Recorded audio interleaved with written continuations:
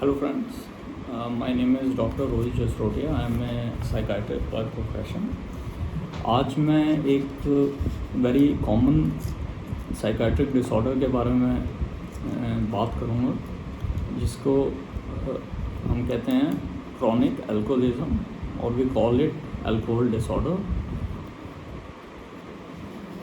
Alcohol disorder is a medical condition involving frequent or heavy alcohol use. जो ज़्यादातर use किए जाने वाले अल्कोहल ड्रिंक्स हैं, they are desi. In our part we call it fruity, whisky, rum, cognac, vodka, wine और जिन.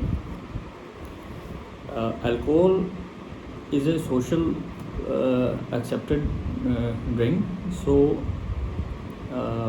alcohol use disorder हम तब कहते हैं जब पेशेंट में इसकी टॉलरेंस डेवलप होने लगती है और जब पेशेंट उसे रोकने की कोशिश करता है तो उसमें विड्रॉल के सिम्टम्स आते हैं. सो alcohol use disorder is when patient cannot stop drinking and even when it causes problems, emotional and physical, he or she cannot stop to drink. Alcohol disorder mild, moderate, severe 3 type का हो सकता है. It damages the brain, can cause depression in the patient, suicidal ideation or attempts can be there. There can be cancers of liver, breast cancer, colon cancers.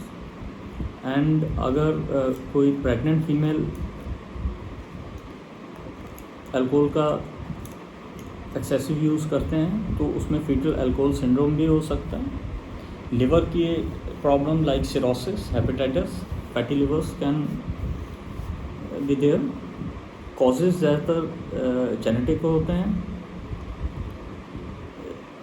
Genetical causes के बाद peer pressure is a reason to start. Patient starts to drink just to socialise.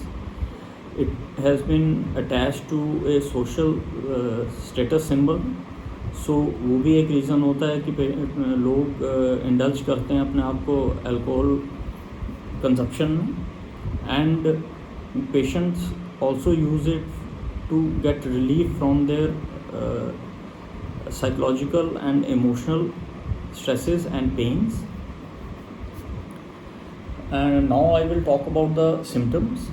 Symptoms are which are seen in alcohol disorder, or we call it alcohol dependence, are blackouts, when patient cannot remember the whole episode. जब blackouts हो जाते हैं, पीने के बाद आदमी को होश नहीं रहता है और वो होश में आने के बाद याद नहीं कर सकता है कि उस पास पूरे टाइम में क्या चीज़ें हुई. So blackouts are very common. And physical mental problems होने के बाद भी patient continues to drink and he cannot resist to stop drinking even after having harmful effects of alcohol. Then comes the tolerance part, when patients don't get the same effect from the quantity he और she was using earlier. जो pattern देखा गया है कि patient start करते हैं which 30 ml which is 1 unit of alcohol, और कुछ टाइम के बाद उन्हें डिज़ायर्ड इफेक्ट नहीं मिलता है with 30 ml and the dose they start to increase to 60 ml, to 90 ml, then 180 ml and then to bottle and to 2 bottle and then land up even into binge drinking. Binge drinking में कई दिन लोग लगातार consumption करते हैं alcohol का, और ये तब तक चलता है जब तक they don't land up into a condition which is like blackout or when the patient cannot take care of himself or herself and has to be taken to hospital to manage the patient and to detoxify the patient. The other are like hangovers, कि patient रात को drink करते हैं तो सुबह उन्हें hangover होता है, और हैंगओवर को रिलीव करने के लिए they have to take 1 or 2 drinks to start their day, and they give up many of their social and professional activities just to drink. Craving is also very important symptom of alcohol disorder. कि तलब होती है patient में, both psychological and physical, जो उन्हें बार बार drink करने के लिए मजबूर करती है. Then there can B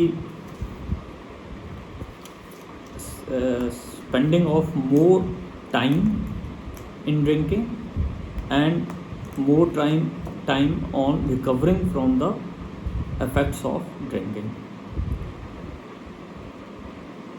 Patients में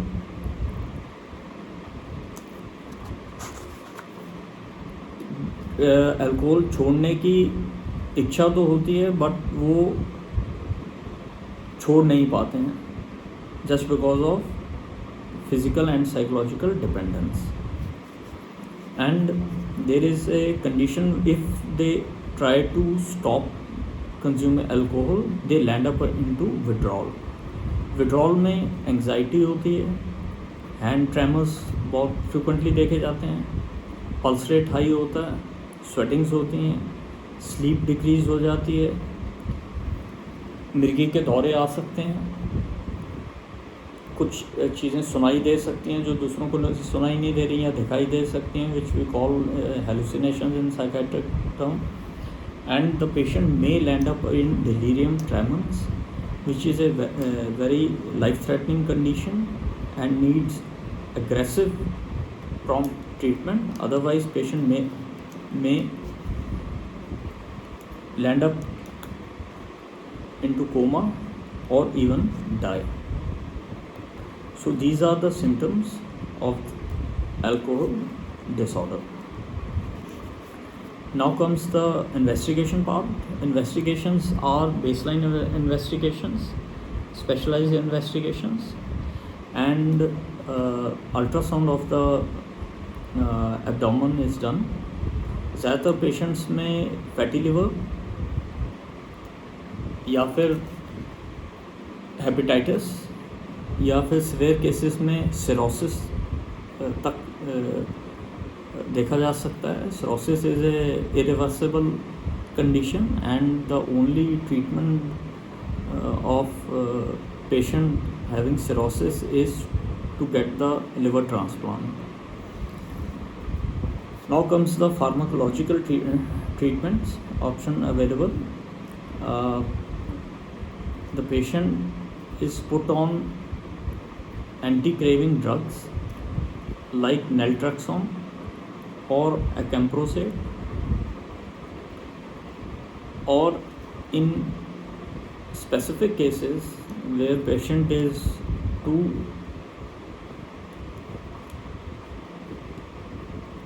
much into drinking and very less motivated and getting relapses many times after the treatment, we put the patient on disulfiram.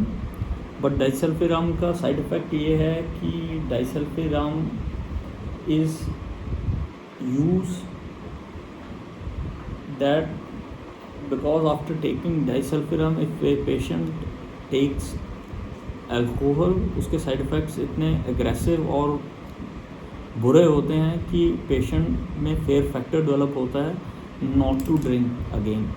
But इसका एक मेजर साइड इफ़ेक्ट ये है कि कई बार पेशेंट की इससे death भी हो सकती है. इसलिए disulfiram is used very cautiously and it is use under supervision, जहाँ अगर पेशेंट को कोई भी लाइफ थ्रेटनिंग साइड इफ़ेक्ट आता है तो वो मैनेज किया जा सके. After that there comes the behavior therapies which are used. Alcohol Anonymous is a good group therapy which is very much effective and used for patients suffering from alcohol dependence. And there are some techniques and lifestyle changes which are taught to the patients. Prognosis alcohol disorder का is again depend on individual to individual. जो ज़्यादातर देखा गया है patients जो loan drinker होते हैं उनका प्रोग्नोसिस उतना अच्छा नहीं होता है उन पेशेंट से जो कंपनी में ड्रिंक करते हैं इन कंपनी ऑफ द फ्रेंड्स, क्योंकि उसमें हम अगर वो चीज़ें उनकी कट आउट कर देते हैं, वो फ्रेंड सर्कल हटा देते हैं, तो ड्रिंकिंग हैबिट खुद ब खुद कम हो जाती है. But lone drinkers are more hard to treat. But ऐसा नहीं है कि ट्रीट नहीं किया जा सकता. लोन ड्रिंकर के अपने रीज़न्स होते हैं ड्रिंक करने के. अगर हम उन रीज़न्स को ट्रीट कर लेते हैं तो लोन ड्रिंकर भी अल्कोहल से डिसऑर्डर से बाहर निकल सकते हैं. So at last I would like to say that this alcohol disorder is day by day increasing its prevalence in the population because of so many factors. People should restrain themselves to social drinking only, and they should not take it as medicine to treat their emotional pains or stresses, or even to get sleep, or to by any other means self-medicate themselves by taking alcohol. So I think you people would have got fair knowledge about the alcohol disorder. It is very much treatable, and if you have anybody known to you having alcohol dependence, kindly guide them to seek the psychiatrist help and get themselves treated and give them the gift of happy and healthy life. Thank you very much.